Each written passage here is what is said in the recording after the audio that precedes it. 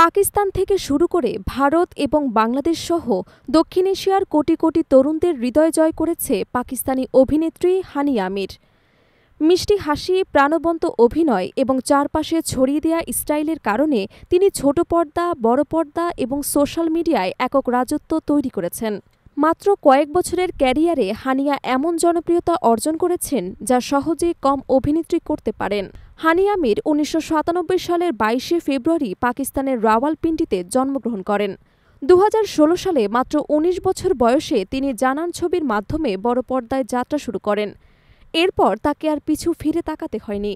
ছোট পর্দার একাধিক নাটকের পাশাপাশি বিশেষ করে ২০২২ সালে মেরে হামসাফার নাটকে হালা চরিত্রে অভিনয় করে তিনি নিজেকে শ্রেষ্ঠ প্রমাণ করেছেন।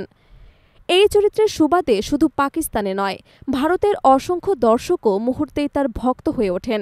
ক্যারিয়ারের শুরুটা তার সহজ ছিল না। Foundation for advancement of science and টেকনোলজিতে পড়াশোনা শুরু করার পরও মিডিয়ার প্রতি আকর্ষণ এত বেশি ছিল যে পড়াশোনা শেষ না করেই অভিনয়ে পূর্ণ মনোযোগ দেন। এই সাহসী সিদ্ধান্তই হানিয়ার জীবনকে পুরোপুরি পাল্টে দেয়।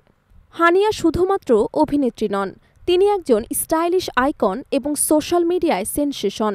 ইনস্টাগ্রামে তার ১৮.৮ মিলিয়নের বেশি ফলোয়ার রয়েছেন এবং প্রতিটি পোস্ট এবং ভিডিও প্রায় নিশ্চিতভাবে ভাইরাল হয়।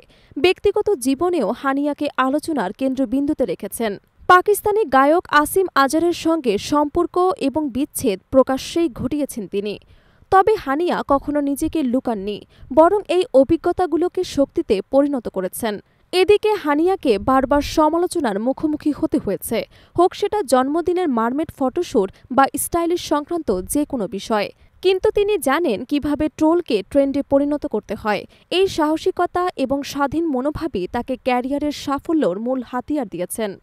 তবে উল্লেখযোগ্য বিষয় হল হানিয়া আমির এবার বাংলাদেশে এসেছেন। সানসিল্ক বাংলাদেশের আমন্ত্রণে ঢাকায় পা রেখেছেন এই প্রথমবার। তিনি নতুন ব্ল্যাকশাইন ফর্মুলার প্রচারে অংশ নিচ্ছেন। ভিডিও বার্তায় তিনি নিজেই জানান, হাই বাংলাদেশ, শীঘ্রই দেখা হবে। ঢাকার সোশ্যাল মিডিয়ায় এই ঘোষণা মুহূর্তে ভাইরাল হয়েছে। ঢাকায় এসে তিনি রিকশায় ঘুরেছেন এবং নিজের পছন্দের ফুচকা এবং চটপটি উপভোগ করেছেন। হানিয়া এখন শুধু পাকিস্তানের নায়িকা নন, তিনি আন্তর্জাতিক ফ্যান ফেভারিট। একটি হাসি, একটি সংলাপ বা ফ্রেমের উপস্থিতি মানুষের মন জয় করতে সক্ষম তিনি। সানসিল্ক বাংলাদেশের অফিসিয়াল পেজ থেকে শীঘ্রই বিস্তারিত তথ্য জানানো হবে। তবে তার ভক্তরা অতি উচ্ছ্বাসে অপেক্ষা করছেন হানিয়ার এই বিশেষ ডিজিটের জন্য।